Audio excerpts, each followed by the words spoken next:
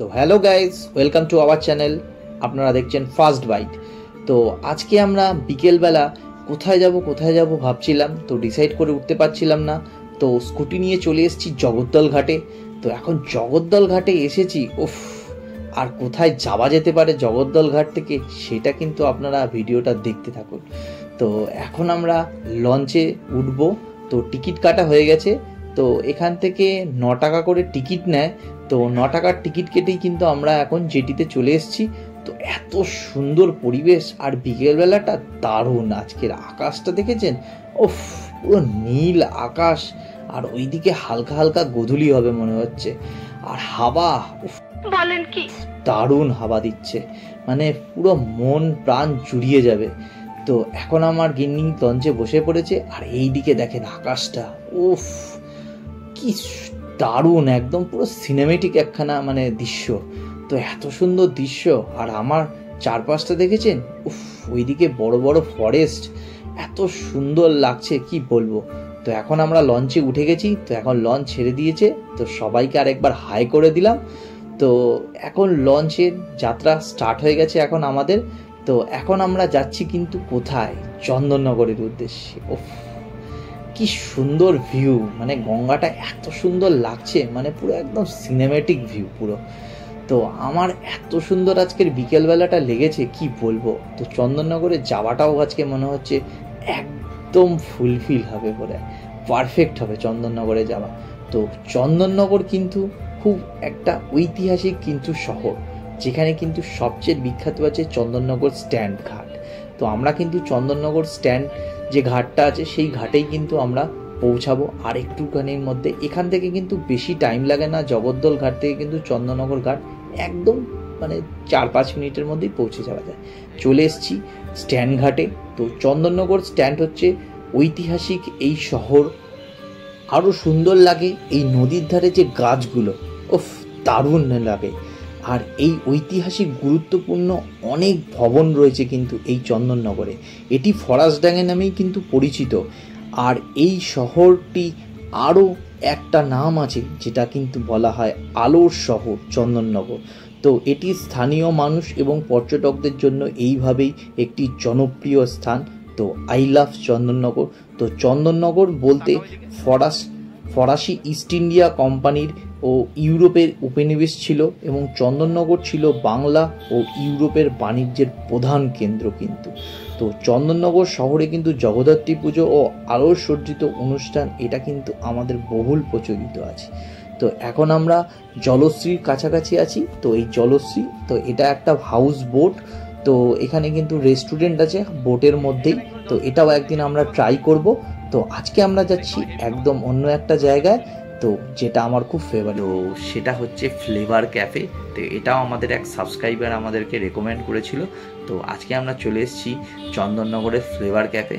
তো চন্দননগরের ফ্লেভার ক্যাফেতে আমি যখন এন্ট্রি করলাম, তো ভেতরের উফ, এত সুন্দর একটা অ্যাম্বিয়েন্স কি বলবো, দারুণ সুন্দর অ্যাম্বিয়েন্স। মনে হচ্ছে পুরো চন্দননগরের স্মৃতি কিন্তু এর মধ্যে বয়ে চলেছে। তো আমার কিন্তু দারুণ লেগেছে। আর এই দিকে দেখেন কত সব কি লেখা, আর ওইদিকে চন্দননগর স্ট্যান্ডের কিন্তু সেই আইকনিক জিনিস, যেটা কিন্তু চন্দননগরের দুর্গাচরণ রকিউট মেমোরিয়াল নামে পরিচিত। কিন্তু ওটাও আমার দারুণ লেগেছে, এত সুন্দর সেই ব্রিটিশদের বা ফ্রেঞ্চদের তৈরি। এদিকে আমার গিন্নি দেখাচ্ছে আমার চ্যানেল ফার্স্ট বাইট। তো ফার্স্ট বাইটকে অবশ্যই কিন্তু সাবস্ক্রাইব করতে হবে। আপনারা যারা ভিডিওটা দেখছেন তারা কিন্তু সাবস্ক্রাইব না করে থাকলে কিন্তু তাড়াতাড়ি সাবস্ক্রাইব করে নেবেন। তো আমাদের ছোট ফ্যামিলি আস্তে আস্তে বড় হচ্ছে, এবং এখানে আমরা অনেক নতুনত্ব জিনিস আস্তে আস্তে আপনাদের সামনে তুলে ধরবো। তো আমার ভেতরের অ্যাম্বিয়েন্সটা খুব সুন্দর লেগেছে। পুরো চন্দননগরের একটা হিস্ট্রি মানে ঐতিহ্য বহন করে যাচ্ছে, তার সাথে কিন্তু কলকাতার ট্রাম লাইনের ছোঁয়া, এটা আমার দারুণ লেগেছে কি বলবো। এত সুন্দর ছোট্ট ক্যাফে, তার সাথে এত সুন্দর একটা অ্যাম্বিয়েন্স, মানে ভেতরে বসলেই কিন্তু মানে মনটা কিন্তু একটা আলাদা শান্তি লাগে। তো এদিকে আমার গিন্নি, আমরা দুজনে অর্ডার দিয়ে নিয়েছি। তো আজকের আমরা অর্ডার দিয়েছি চাউমিনের ওপর, মানে চাইনিজ অর্ডার দিয়েছি, তো একটা ভেজ হাক্কা নুডলস অর্ডার দিয়েছি আর একটা গন্ধরাজ চিকেন অর্ডার দিয়েছি। তো ওনারা রেকমেন্ড করলো যে এখানকার গন্ধরাজ চিকেনটা নাকি খুব মানে বেস্ট একটা সেলিং আইটেম। তো এদিকে আমি অ্যাম্বিয়েন্সের সাথে কিন্তু দেখছি কি সুন্দর অ্যাম্বিয়েন্সটা। তো আমি ক্যামেরা ওপর নিচে করতেই কিন্তু এত সুন্দর আলোর খেলা। তো কি করব, মানে ওয়েট করতে করতে আমাদের খাওয়াও চলে এসছে। অনেকক্ষণ ওয়েটের পর যখন খাবার আসে তখন কিন্তু আর থাকা যায় না। তো এইদিকে আমাদের হাক্কা নুডলস, তো হাক্কা নুডলস, চিকেন হাক্কা নুডলস, আর এদিকে হচ্ছে গন্ধরাজ চিকেন। তো এটা কিন্তু একদম ড্রাই ড্রাই আছে। তো গন্ধরাজ চিকেনটা এনাদের এখানকার খুব সেলিং আইটেম। তো এখন এই দুটো কিন্তু আমরা দুজনে ভাগ করে নেব। তো দুজনে ভাগ করে নেওয়ার একটা আলাদাই মজা থাকে। তো ফার্স্টে আমরা চিকেনটাকে নুডলসটা নিয়ে নিচ্ছি, চিকেন নুডলস যেটা আছে। তো দাদাকে আমি বললাম একটু সার্ভ করে দেওয়ার জন্য। তো ওনারা কি সুন্দর স্টাইলে কিন্তু সার্ভ করে দিচ্ছে। তো কোয়ান্টিটি দেখে যা মনে হচ্ছে দুজনের জন্য কিন্তু সাফিসিয়েন্ট। তো খুব ভালো কোয়ান্টিটি দিয়েছে আর পুরো ভেজিটেবিল কিন্তু লোড করা আছে, মানে একদম ভেজিটেবিল ভরপুর আছে। ভেজিটেবিল আর চিকেন কিন্তু দুটোই কিন্তু ভরপুর আছে। তো কোয়ান্টিটি খুবই দারুণ দিয়েছে। কোয়ান্টিটি একদম সন্ধেবেলা জলখাবারের জন্য কিন্তু এটা একদম ঠিকঠাক। আর তার সাথে কিন্তু গন্ধরাজ চিকেন এটা ড্রাই ড্রাই আছে। তো গন্ধরাজ চিকেনটা খেয়ে দেখবো কেমন, কত সুন্দর গন্ধরাজ চিকেনটা। এনাদের একটা খুব মানে ফেমাস আইটেম বলছে। তো এই হচ্ছে গন্ধরাজ চিকেন, একটু ডিপ কালারের, মানে ডিপ রেড কালার যেটা বলা হয় সেইটা। তো আশা করি এখন আমরা খাওয়া স্টার্ট করছি। তো চিকেনটার মধ্যে কিন্তু একদম এগ ছিল, চিকেন ছিল, এছাড়াও ভেজিটেবলসের মধ্যে ক্যাপসিকাম, গাজর সব কিছু কিন্তু দেওয়া আছে। তো আমার ওয়াইফ কিন্তু ফার্স্ট বাইট দিল। তো ফার্স্ট বাইট দিতেই কিন্তু ও ঘাড় নাড়া স্টার্ট করে দিয়েছে। মানে যখন কিন্তু আপনার জিভে যখন টেস্ট যখন পড়বে তখন মানে একবারে ডান, মানে দারুণ নুডলসটা হয়েছে। তো বোঝাই যাচ্ছে। তো এত সুন্দর নুডলস দেখতে যেরকম লাগছে খেতেও কিন্তু সেই রকম। তো এই জন্যই হচ্ছে যত ক্যাফেগুলো থাকে তাদের যারা মেন কারিগর থাকে বানায়, যখন কাস্টমার যখন খেয়ে স্যাটিসফ্যাকশান থাকে সেটা কিন্তু আলাদাই শান্তি থাকে তাদের। তো খুব ভালো লেগেছে। তো এখন একটু গন্ধরাজ চিকেনটা খেয়ে দেখতে বলবো গন্ধরাজ চিকেনটা কেমন হয়েছে, যেটা ওনাদের সবচেয়ে ফেভারিট এবং সবচেয়ে সেলিং আইটেম, যেটা আমাদের রেকমেন্ড করেছে ওনারাই। তো গন্ধরাজ চিকেনটা যখন ফার্স্ট বাইট দিল তখন কিন্তু মনে হচ্ছে একটা জুসি ব্যাপার আছে। তো যথারীতি একদম চিকেনটা কিন্তু খুব জুসি এবং সফট ছিল সেটাই বলছে। তো দারুণ দেখতেও, ছোট ছোট পিস আছে, অনেক কটা দিয়েছে, মানে 6টা পিস দিয়েছে। তো এখানে কিন্তু চিকেনের সাথে কিন্তু গন্ধরাজ চিকেনটা দারুণ কম্বিনেশন। এখন আমার ট্রাই করার পালা। তো আমি একটু খেয়ে দেখবো কিরকম।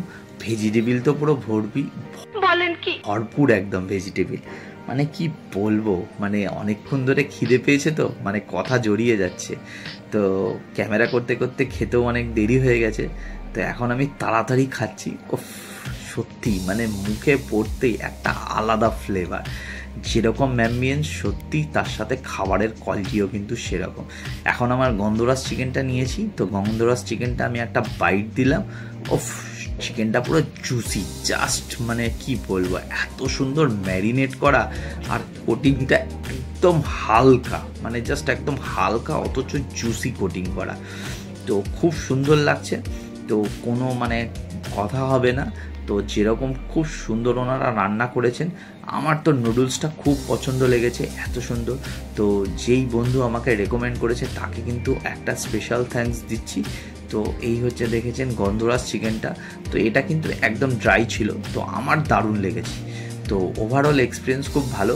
তো আমি চাউমিনটাকে 10-এর মধ্যে 9 দেবো, আর গন্ধরাজ চিকেনটাকেও 10-এর মধ্যে 9.5 দেবো। গন্ধরাজ চিকেনটা আমার খুব দারুণ, মানে কি বলবো, মানে এটা এখন আমার ফেভারিট হয়ে গেছে।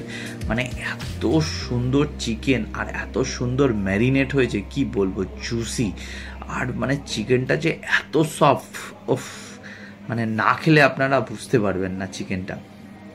তো আমাদের এক্সপিরিয়েন্স খুব ভালো হয়েছে। তো আমরা বলবো এখানে এসে আপনারাও ট্রাই করবেন, এবং কেউ যদি আপনাদের দর্শক বন্ধুরা ট্রাই করে থাকে আর কি আপনাদের এই ক্যাফেতে বেস্ট আইটেম আছে সেইগুলো কিন্তু আমাদের রেকমেন্ড করতে পারে।